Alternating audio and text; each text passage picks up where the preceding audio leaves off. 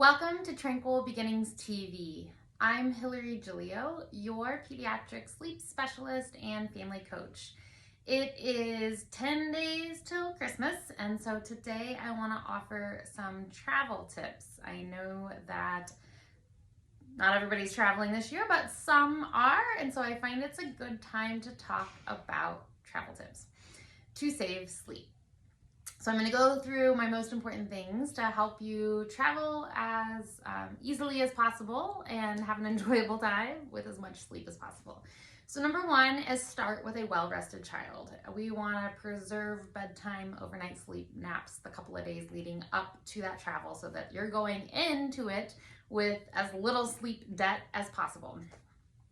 When it comes time to travel, the day of travel, if you're driving, planning to leave just a little bit before or around your child's first nap of the day can help. So motion naps aren't as good as crib naps, but it's better than no nap at all. So if we plan that drive during morning nap, your child will likely get some sort of sleep in there.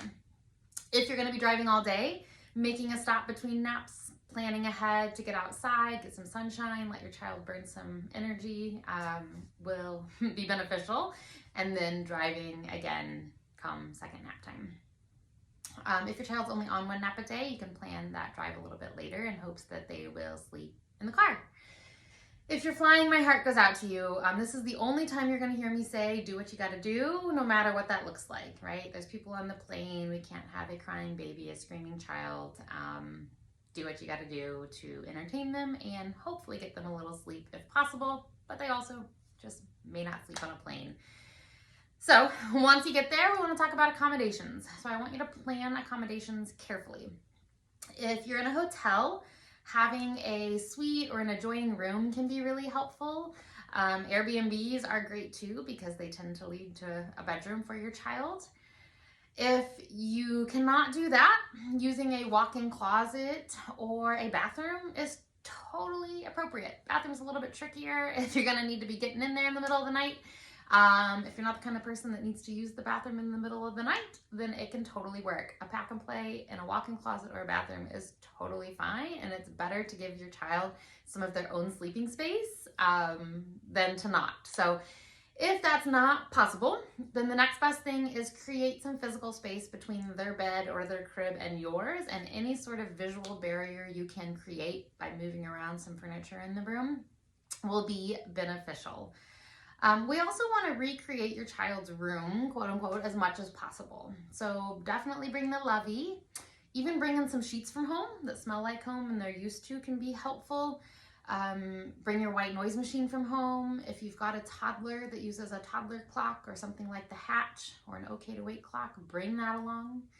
Anything, their blanket, anything that can familiarize them to home will help them sleep easier in a different environment. You also want to maintain your routine. So no matter where that routine is happening, maintain your child's bedtime routine. But in addition to that, I usually recommend that we have an extra like 15 to 30 minutes before the bedtime routine starts where we are back at the hotel or we're away from all the family members and friends or whatever it is, to have some wind down time going into the routine. I find that kiddos can really struggle if we go from downstairs with grandma and grandpa and all the excitement right up to bedtime routine. It can be a tough transition. Or from being on the beach to bedtime routine, whatever it is, 15 to 30 minutes of downtime back at your accommodations at your lodging before the formal bedtime routine starts can really help. If you've got a child who is napping age, we want to aim for at least one good nap a day. So if your child's only on one nap, I say try to plan your outings around that nap, being back at the hotel or back at the house for the nap. And if you're going to be out missing a nap, don't do it back-to-back days. If you've got a child on more than one nap a day, aim for at least one good nap a day. Here to tell you, usually morning nap is the best and the easiest. Not always, but if you can be in the crib on time for one nap a day, the rest of your day will probably go better and you'll enjoy your vacation that much more.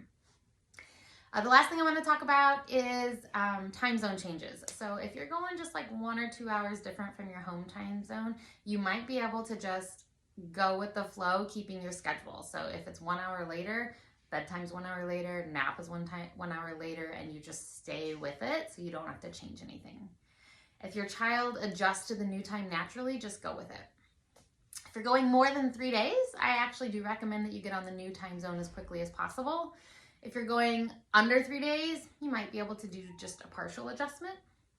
And then on the other end of things, if you're going like 6 or 8 hours difference or more, know that this can take a while to adjust. So you'll want to get on the new time zone as quickly as possible, knowing that the beginning few days of your trip might be a little rough, and just plan for that.